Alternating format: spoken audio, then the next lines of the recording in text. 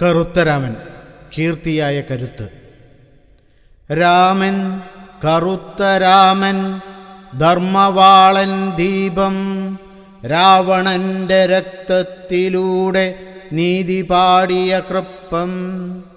അയോധ്യയിൽ രാജാവായി കാട്ടിലേറിക്കല്ലായി, സീതയെ തേടി യാത്ര ശ്രീയരക്കര സത്യമായി. 10 തലങ്ങൾ മുടിഞ്ഞു മറിഞ്ഞു ദുഷ്ടകാതിൽ, വാക്കുകൊണ്ടു വെട്ടിയവൻ വാളില്ലാതെ ജയിച്ചവൻ. കാഞ്ഞിരപ്പൊടി പോലെ കണ്ണിൽ കനലായി വാടം, വാളിൻ്റെ പതനത്തിനപ്പുറം വാക്കിനായിരുന്നു അടം. വീരതരാഗമായി തീർന്നു വേദം വിളിച്ചുണരുമ്പോൾ, സമരഭൂമിയാകുന്നു സത്യമെൻ കൃഷ്ണതരംഗം. ഭക്തിയല്ല രാമൻ ഭയം മായ്ച്ച് മഹാശക്തി, അവൻ വന്നാൽ മാത്രം നീതി വളരുന്നു തളിർപോലെ. പാടാൻ നമുക്കു വീരഗാനം നീതി മുഴങ്ങുമ്പോൾ, രാമൻ വരുന്ന വീതികളിൽ ഭീകരത ചായുന്നു താഴെ. കറുപ്പു നിറം കനലാണ് നീതി തീയായി കത്തും, രാമൻ വരും വരണം എന്നും കണ്ണീരിനുള്ള മറുപടിയായി. രാമൻ അയോധ്യാരാമൻ, പക്ഷേ വെടിയിലേക്കുള്ള പാതയിലെ കുറുകിയവൻ. സീതയെ തേടിയുള്ള യാത്രയിൽ മാത്രം അല്ല, തൻ്റെ ഉള്ളിലെ നീതിയെ തേടിയുമാണ് ഹനുമാനായി തുള്ളിയത്.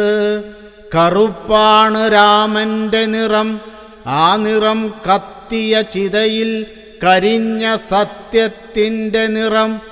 കണ്ണീരിൻ്റെ നിഴൽപ്പാടുകൾക്കിടയിൽ കനലായ നീതി. ഇവൻ ഭക്തരുടെ ഭജൻ രാമനല്ല, ഇവൻ വിരോധികളെ കരുത്തിനാൽ പിടിച്ചടക്കിയ യോദ്ധാവ്. പക്ഷേ വാളിനേക്കാൾ വലുതാണ് മനസ്സിൻ്റെ മൂർച്ച. ബ്രാഹ്മണ രാവണന്റെ 10 തല മാത്രമല്ല, പിഴച്ച 10 ചിന്തകൾ. സ്ത്രീയെ വസ്തുവാക്കി കാണുന്ന പിതൃത്വത്തിൻ്റെ പീളികളായ രാജന്മാരെല്ലാം ചെറുതാക്കിയത് ഒരൊറ്റ ധൈര്യചമ്പുവായ അദ്ദേഹമാണ്. വീണ്ടും വീണ്ടും പൊള്ളിച്ച ശേഷം ദഹിക്കപ്പെടാതെ നിലനിൽക്കുന്ന പ്രതിജ്ഞയാണ് രാമൻ.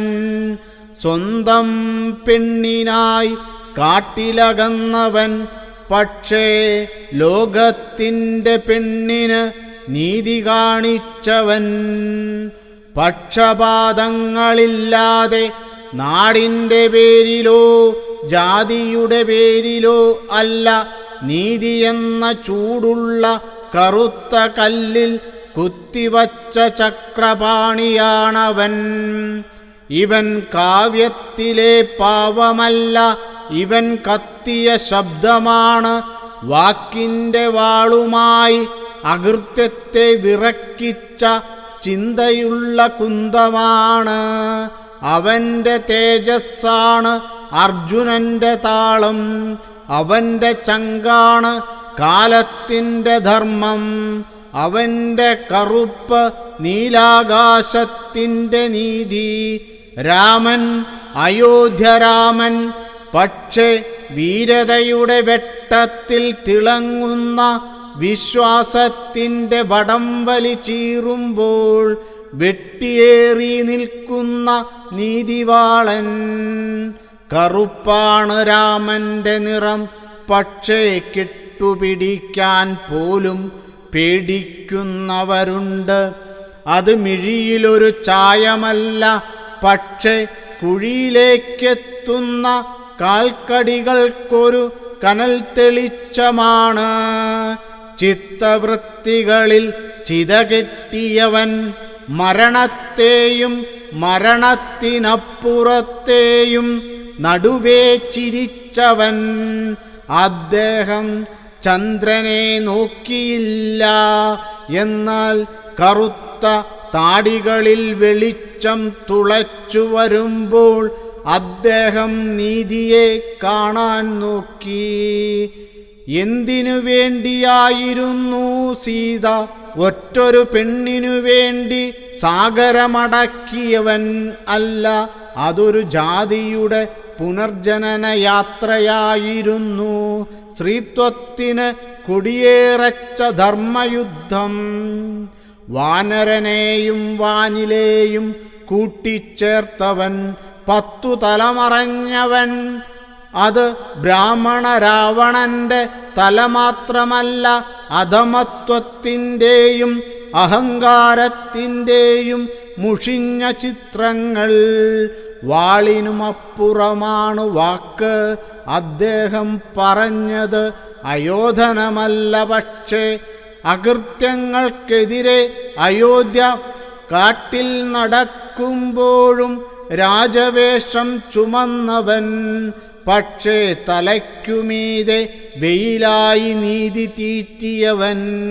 മരണത്തെ നോക്കിച്ചിരിക്കുന്നവൻ, ഭയത്തെ തള്ളിപ്പറയുന്നവൻ, പടയ്ക്ക് മുന്നിലായിരുന്നവൻ. മൂക്കത്തു തെന്നിയ രക്തത്തിൽ മുറിവ് പോലും ഒരു ചിന്തയായിരുന്നു. ഇവനാണ് കറുത്ത രാമൻ, വെടിയുടെയും വേദത്തിൻ്റെയും നടുവിലിരുന്ന ഒരു നിശ്ചല അഗ്നി. ശ്രീരാമൻ ശുദ്ധതയുടെയും ധർമ്മത്തിൻ്റെയും ആകാശ ചുമപ്പായി നിൽക്കുന്ന മഹാത്മാവാണ് ശ്രീരാമൻ. അവൻ്റെ ജീവിതം ഒരു രാജാവിൻ്റെ ജീവചരിത്രമല്ല, ഒരു പുരുഷോത്തമൻ്റെ ശ്വാസവുമാണ്, ഒരു ദിശയുമാണ്, ഒരാശയവുമാണ്. ശക്തരായവരുടെ ഉറക്കം പൊളിച്ച് നിസ്സഹായർക്ക് താങ്ങായി നീതിക്ക് വേണ്ടി ദാഹിച്ച ആത്മാവായിരുന്നു ശ്രീരാമൻ. അവൻ വന്നിടത്ത് നീതി പൂത്തുവളരും, അവൻ നിന്നിടത്ത് സത്യത്തിന് സന്ധ്യാസമയമില്ല. കഠിനമായ സമയത്തും കരുണയുമായി ജീവിച്ച മഹാനായ ധർമ്മരാജൻ, ധർമ്മവും സഹനവും ചേർന്നുള്ള സമരനാഥൻ ശ്രീരാമൻ ഇന്നും നമ്മെ നയിക്കുന്നു, നമ്മെ ഉണർത്തുന്നു. മനസ്സിൻ്റെ കണ്ണുകൾ തുറന്ന് നീതിയുടെ വെടിനൂറുകൾ ഇന്ന് നമ്മിൽ തെളിയിക്കുന്നു.